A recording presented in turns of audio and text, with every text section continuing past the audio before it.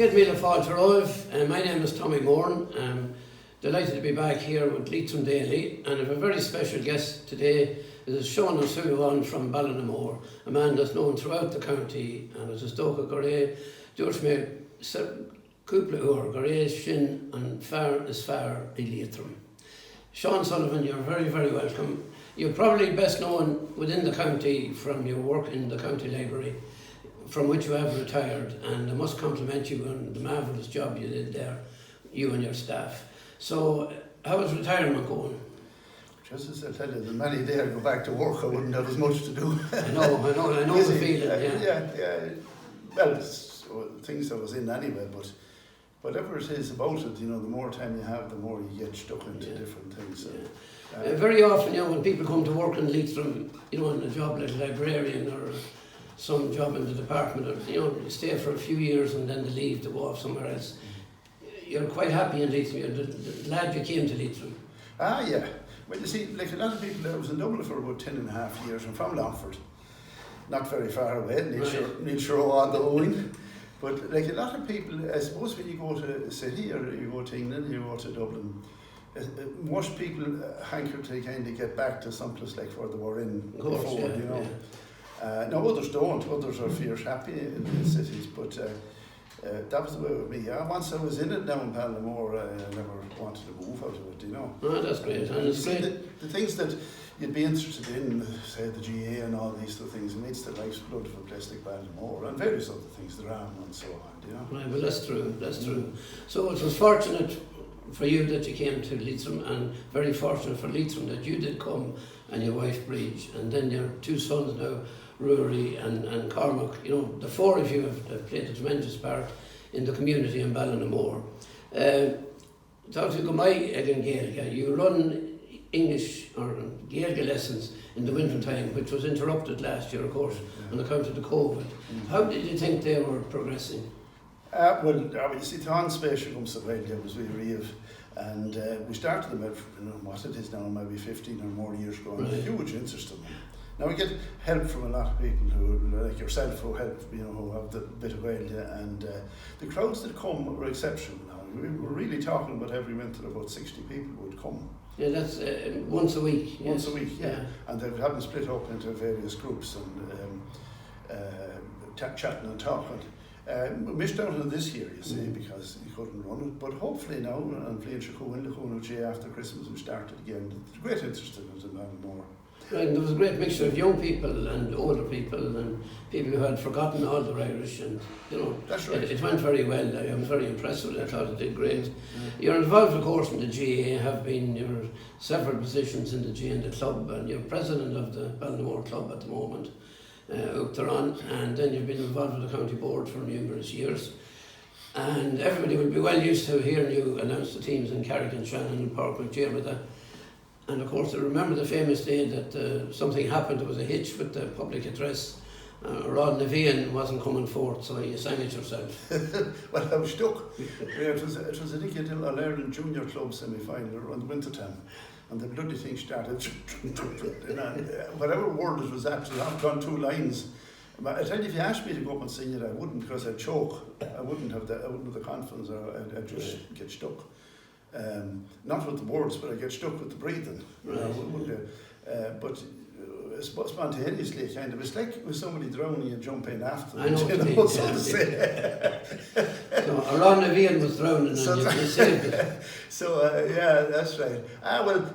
For me in Ballinamore and Leitrim, I suppose things like scór and hurling, they were the things I was in particularly. Right. Yeah. That scór, especially in Ballinamore, became very prominent in it over the years. Well, Seán and myself have been in numerous Novelty Acts, and we've a few All-Irelands, The one thing that people probably wouldn't associate with Seán is that he's a great comedy actor, a marvellous comedy actor, and you did the stage show, the Leitrimons, as a fundraiser for the park.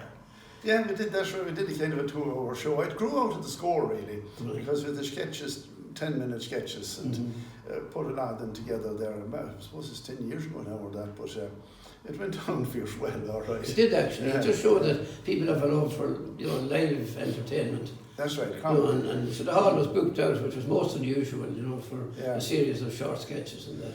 That's right. But scór took a great swing for a long period of years, you know. But Novelty Act was the thing that around Ballinamore, of course. We're no good at dancing or singing or music, but the Novelty Act was started with yourself with one in 1984. 84, that's right. One in Ireland, that's right, that's right, in the National Stadium. National Stadium, we were on big stages. That's right. And we were down in where the Eurovision had been held in Mill Street. Mill Street, that's right. And then the League in Killarney. Just there used to be great nights there. Because there'd be a lot of other Leitrim things, you know. Figure dancers maybe from Manor particularly, and set dancers from Ballinamore and places. And there'd be a bigger Leitrim contingent than any place else. Right. And there was one room we used to kind of take over. I think they called it the Leitrim room. That's right. Indeed, you know. That's right. But every area, every club, you know, had somebody like yourself and Breach, you know, to promote scór, because it needs somebody like that. And remember the Ballinamore set dancers, and of course, Conor McGill, Gia Troker, he was great in organising that, and the Mulligans and Declan Bohan and so on. That's right, yeah. And then St Mary's, the Crossings are doing it now. That's right. Laura Crossan now is the person. You see, it depends on a person like that. That's true, The noble spéisiachas the Kjol, was the Rinke, was Morshinja, that's what really keeps it going. That's right. And you look, the thing is with youngsters, you get them to do these things if you have somebody to organise it. It really depends on somebody said. Yeah, they don't like a long-term commitment, but they don't mind doing something. You know, that's a couple of weeks, and that's it. Depending on how they do, if they succeed, they have to go on further and so on. That's so, yeah. You mentioned hurling. Ballinamore had fairly good success with hurling, you know, and yourself and John Hart and Paddy O'Connor did marvellous work. What do you think of the Leitrim hurling as Martin and Conway and the boys? They've been very close. The county have been very successful, amazingly successful. I'm very worried about the club thing though, because there hasn't been club hurling underage for about 6 years now. There hasn't been now Carrick play in Roscommon. Right. They're very well organised and do well in Roscommon. Manor Hamilton play, I think, in Sligo. But there hasn't been, say, a County Leitrim under 14, under 16 minor championship for, I think, maybe 6 or 7 years. Yeah, that's disappointing. Not a Leitrim, between two Leitrim teams. The senior level, yes. County team doing very well now, exceptionally well. I mean, you know, there's great effort put into it. There is indeed. I remember Michael Mickey Durrigan from Gartlatz was saying there was a bit of an argument going on about the footballers being treated better than the hurlers. And he said, mark my words, he said, Leitrim will win in All Ireland in hurling before they win one in football.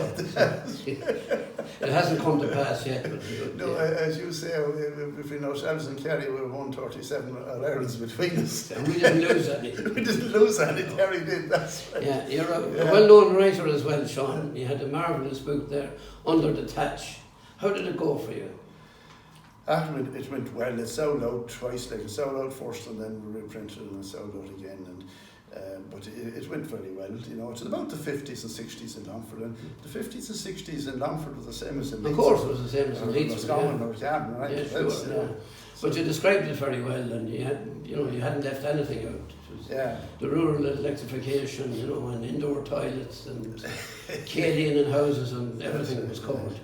Well, the conditions at the time, you see, were extraordinary. Thinking of it now, like when you, as you mentioned there, no running water, no toilets. Right. I mean, very few. There was 35 houses in our town land. One of them was the parish priest, and they had a toilet. And there was one other house in the parish of them 35 had a toilet and running water in my time. So 33 of the 35, say, up to 1960, none of them had a toilet of any sort. So it's hard to imagine that the young people now would think that was crazy. No, but you had to watch your step when you went into a Yes, and then you mentioned in the book also about the American parcels coming, but also about the visitors coming back from America. Yeah. And after they leave me away for 20 years or 30 years and coming back to the house that they left. That's right. It was a fierce big thing. The only thing, see, a lot of them that went to America in the 20s never came back to the 50s or 60s. Yeah. The sent parcels. Mostly of clothes you couldn't be seen with because they were all flouncy colours and they weren't bad fits. And they were good for the fancy dress parade. Well, the Americans were always bigger than the Irish ones, you see. Now, you could get them adjusted. The women usually got them adjusted for wearing all right. But when they came home, you see, they hadn't been home for so long, and they nearly couldn't understand how Ireland was so backward as they thought. And the people were almost uncomfortable, you know, the brothers and sisters, because they weren't as well dressed. And then they had picked up bits of American accents. Some of them you wouldn't think they'd ever left today. Right. But you know, they talked about candy and gasoline for the car, you know, and these things that you wondered where they got them. Right.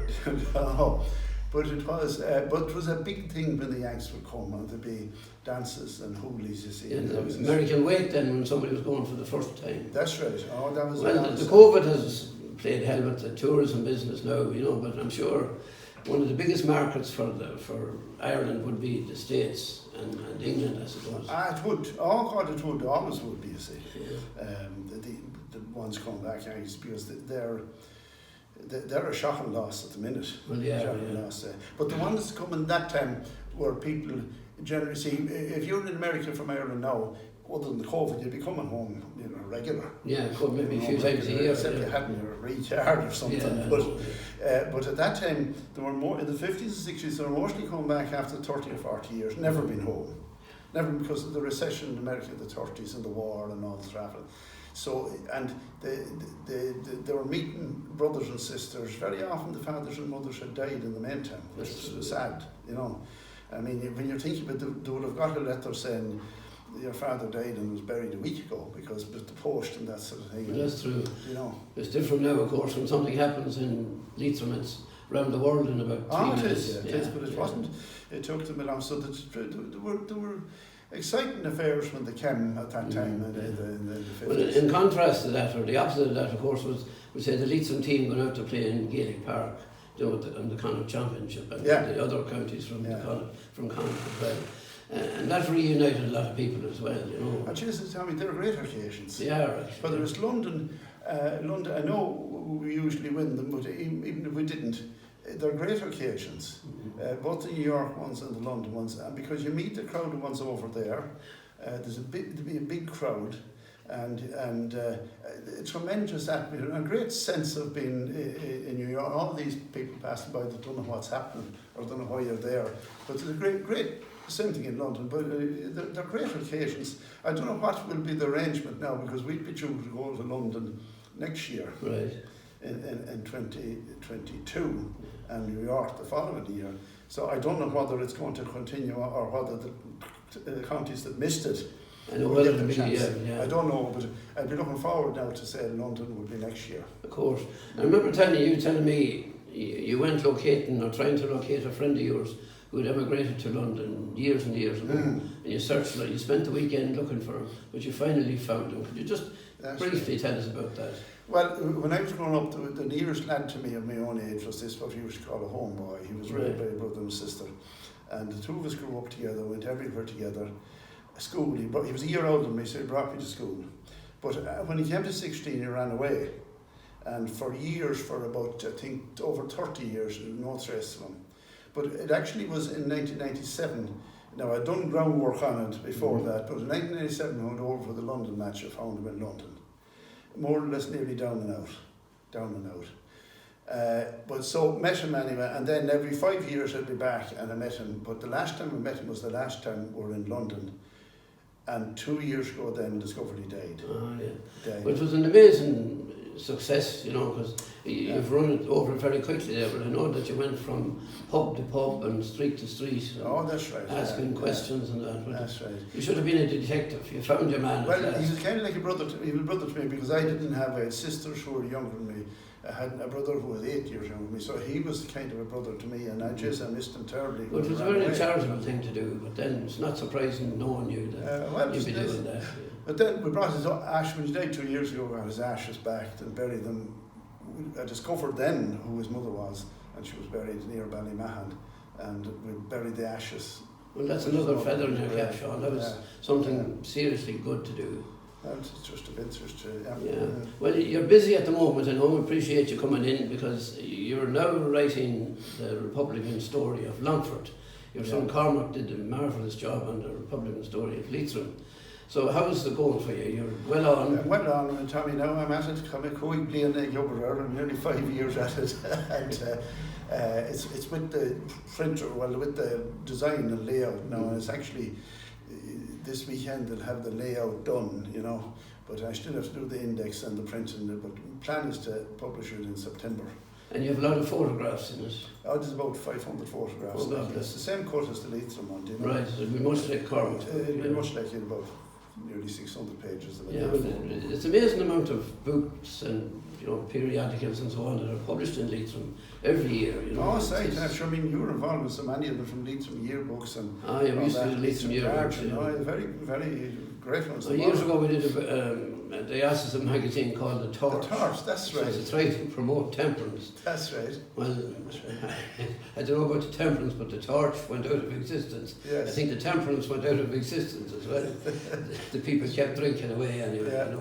That was the diocesan one, and it went well. And then we did the Leitrim yearbooks. Yeah. And the Leitrim history books, you did the first one, but you'd be older than me, so you did you had a better memory of the older times. Yeah, you did the follow-on one, that's right. Yes. And the Connacht is Connacht, very good job that one that you did, yeah. Well, your wife Bridge is a great community worker as well, and she's a very straight talker. How do you get on at home? Is it all right? Well, you can obviously keep your social distance, you see.